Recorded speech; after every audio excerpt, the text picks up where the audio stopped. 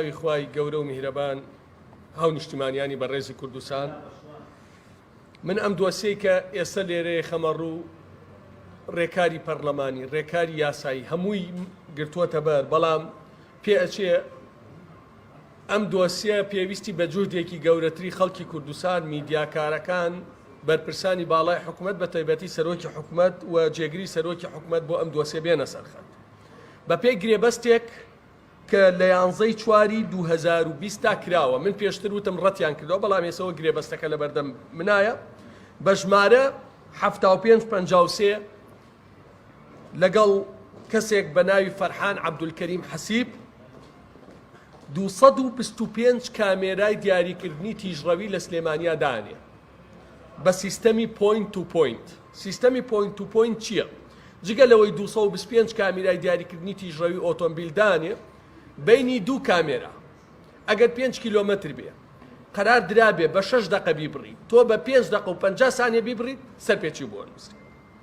ئەمە لەم دۆخە کۆمەڵی کێشەی گەورەی هەیە. طبعاً ئەم کۆمپانیا ڕبحەکەی ئەوەنە گەورەیە بێت ئامادە بووە 403 ئۆتۆمبیل بە دیاری بۆ حکوومەت بکرێت کە 145 ئۆتۆمبیلی ڕافۆر مۆدیل 2021 عفو بۆ یا 22 258 پیکابی مستەبۆشی مۆدیلەکەی 2021 بۆ 22.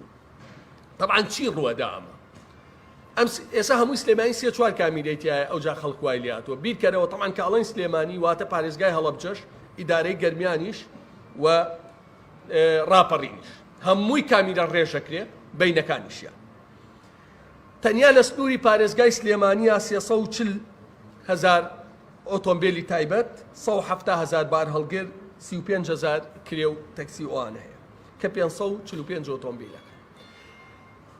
یعنی مەحاڵە کەسێک بێتە دەرەوە بتوانێت دەرچێ ینی لێی نەدات سیستەمەکەیان وا داڕشتۆتەوە. ئەگەر زۆر بەلای کەمەوە بە تێکڕا لە مانگێکە یەک جار لێیدا داهاتی مانگانەیان 38 ملیار و 150 ملیۆنە بێت کە ئەم کۆمپانیا خۆی 53 ملیار بە هەمووی سەرفەکە 53 ملیار و 590 ملیۆن بەڵام 38 ملیار واتە بە مانگونی و دوو مانگ پارەکەی خۆی دەرەکات تا 15 ساڵیش ڕبحەکەی هەموو مانگێک 1 ملیۆن و 560 ملیارە چکە تا پارەکە دەرەکات لە سا هەفتای داهات بۆ خۆیەتی بە دوو مانگ پارەکەی خۆی دەرەکاتەوە دوای دوو مانگکە لە سا 20 داهاتەکە بۆ خۆیەتی. پرسیارەکە ئەوەیە حکوومەتی هەرێمی کوردستان بە 10 ڕۆژی داهاتی بەڕێوەبەرایەتی گشتی هاتوچۆ توانی ئەم سیستەمی کامێرانە دانێ. خێرە دوو کۆمپانیاکرێتە شەریک تا 15 ساڵ لەسەر گیرفانی خەڵکی کوردستان و ئەم سیستەمە.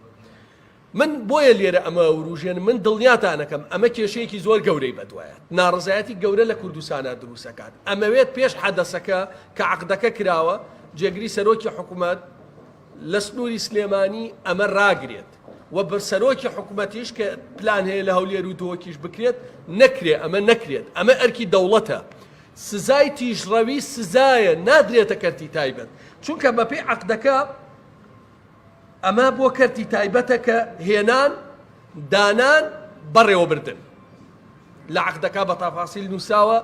یعنی پرسیارەکە ئەوەیە ئایا ڕەوایە کۆمپانیایەک لە ساڵێکە بەبێ هیچ شتێک بەلای کەم 1 ملیار دینار قازانچکە بەبێ هیچ شتێک بەڵام قوتابیەکانەوە چەند ڕۆژە بۆ 50,000 دینار لەسەر جا دەبن بۆ 100,000 دینار لەسەر جا دەبن. بۆیە هیوادارم پەیامەکەمان گەشت بێت و من هەموو ڕێکارێکە کردمە بەر بەڵام ئەم ڕبحە و ئەم نینە ئەوەندە گەورەیە بە توانای من بە تەنیا ناکرێ بۆ ڕێگری لێکردن. ئایا ئەمە ئەو گرێبەستە واژۆ کراوە دەستەوای جێبەجێکردنەوە و ئایا تەنیا لە سلێمانیا لە هەولێر و دۆکیش دەبێت؟ ئەم گرێبەستە واژوو کراوە لە 11/4 500 ڕۆژیان پێداون بۆ تەنفیس. ئێستا لە ناو بینای بەڕێوەبەرایەتی گشتی هاتوچۆی سلێمانی خەریکی دروستکردنی بینایە. طبعاً ئەبوایە بۆ هاتوچۆی سلێمانی ڕێگەی نەدایە بیوتە ئەمە خۆمانەکەین بە داهات ئەتوانین ئەمە نەکەوەی کۆمپانیایەک بێری لە ناو مرورا بینایەکی بۆ دروستکەیت و بیکەی بە شەریکی داهاتەکەت. طبعاً قۆناغی یەکەم سلێمانیە بە دڵنیاییەوە 100% قۆناغی دووەم هەولێر و دۆک ئەگەر ڕێی لێ نەگیرێت و لەگەڵ کۆمپانیاش قسە کراوە و زۆربەی شەکانیش تەواو بووە. ئەم کۆمپانیانە چ لێرە چ لەولا واجیان و شەریکی تریانەیە ئەینا کەس بە بەلاش ناتوانێنەوە 1 ملیار دیناری دەستکەوێ لە گیرفانی پارەی خەڵکی فەقیر و سایق تەقسی و خەڵکی کاس. سوپاسدانەکەم.